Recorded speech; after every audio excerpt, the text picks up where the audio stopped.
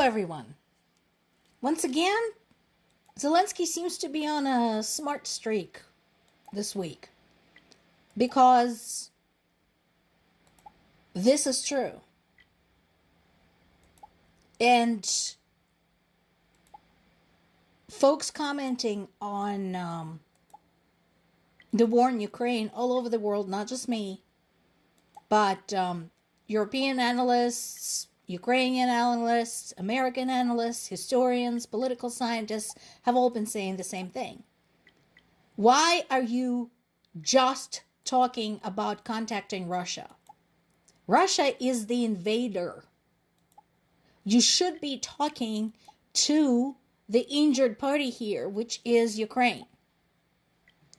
So, what sort of anything are you hoping to achieve if you don't talk to the country being invaded?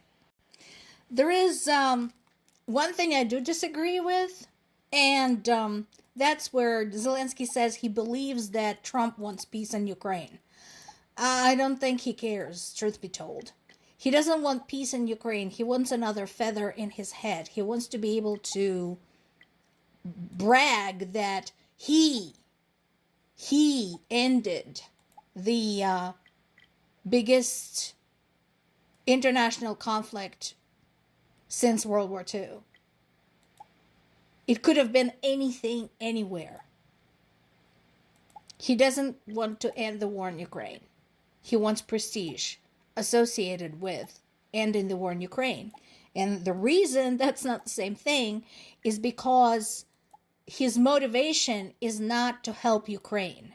His motivation is to help himself, which means any agreement that he reaches in this area has very high chances of being unfavorable to Ukraine. Also, Trump's comments talking about like, hey, remember Russia was our ally in World War II, completely forgetting that it wasn't Russia, it was the Soviet Union, and it's not the same thing. And some of the other comments he made, again, demonstrate that he has a very vague idea what actually is going on there. And while some people argue, no, he probably knows where Ukraine is, I suggest that he should go there. He should go there and experience like the full-scale situation. You know, the air raids in Kiev, the bombings in Zaporizhia, the military action in the Donetsk-Luhansk region. I think he should do that. This headline from The Guardian, I am treating this as a developing story because we just had the update yesterday saying that all foreign aid except Egypt and Israel has been halted. So I don't know what he is referring to here. I don't know what Zelensky is talking about when he says that no, there's been no interruption with aid to Ukraine. So I am trying to sort out what exactly this means. But I don't think Zelensky himself fully understands just how grave the situation is. Now, the second part is important. So we're going back to Moldova, and we talked about the Moldovan separatist region that favors Russia, and now they have no gas, and now they're having to figure out what they're going to do because they figured out Russia is not their friend, which is typical to anyone who goes to support Russian interests.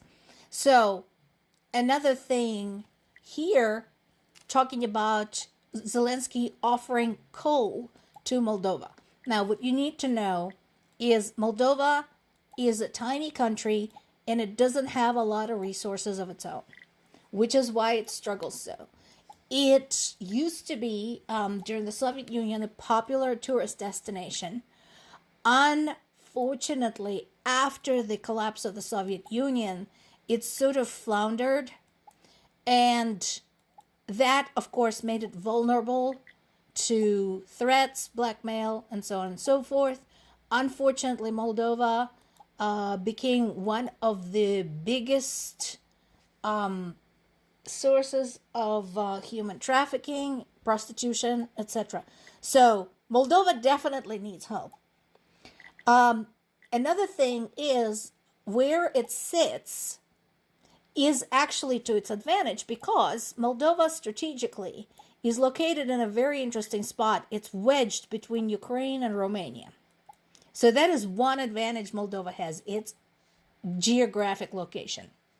So it is to Ukraine's advantage to have Moldova as its friend and to be able to say, hey, remember when you had no fuel, I bailed you out? Because Russia desperately wants to build more military bases in Moldova. And who wants Russian military bases right next door to the EU territory? Nobody. So I'll be interested to see how this all works out, how this conversation goes between Ukraine and Moldova. I'm hoping it goes well. I hope they become stronger allies. Because I have a feeling we're going to need that little country to play a role in the future of the European politics. Now, this is crucial. This happened very quietly and very under the table, but I'm glad it did. So, for everybody who said, oh, Biden is old, addle-minded, senile, all of this, in his last days in office, one of the things he did to protect Europe and to protect NATO members from Trump's nonsense was transfer U.S. defense sites in Poland under NATO's jurisdiction. So, even if Trump decides to pull U.S. out of NATO or decides to reduce how much U.S. invests in NATO, this has been taken care of. Those sites are now under NATO control and no longer depend on the U.S. This was extremely cleverly done. It was a master political move. And people of the world, particularly people of Europe, should be deeply grateful to President Biden for pulling this off. And like I said, nobody even noticed that this was done because our media doesn't cover anything smart. They only cover anything spectacular. I want to end with this. This is not a new illustration, but it still applies. And I want to remind to everybody, once again, what's happening in Ukraine is not just about Ukraine. It is global. The global impact of the war in Ukraine has been palpable all over the world. It needs no explanation, needs no proof. There is plenty already. No additional notes are necessary on this. And I also want to remind everybody that what we're seeing right now, the raids, the suppression of free speech, the violent, cruel berating of anybody who resists. That, my friends, is not just Hitler's playbook, it's also Putin's playbook.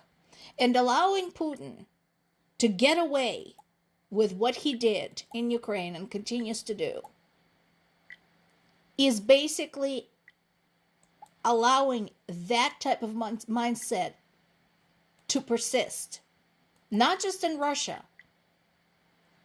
but here as well. Is that what you really want? Do you want to be like Russia? And people who are standing between Russia and you right now are people like my cousins at the front lines, people like my parents,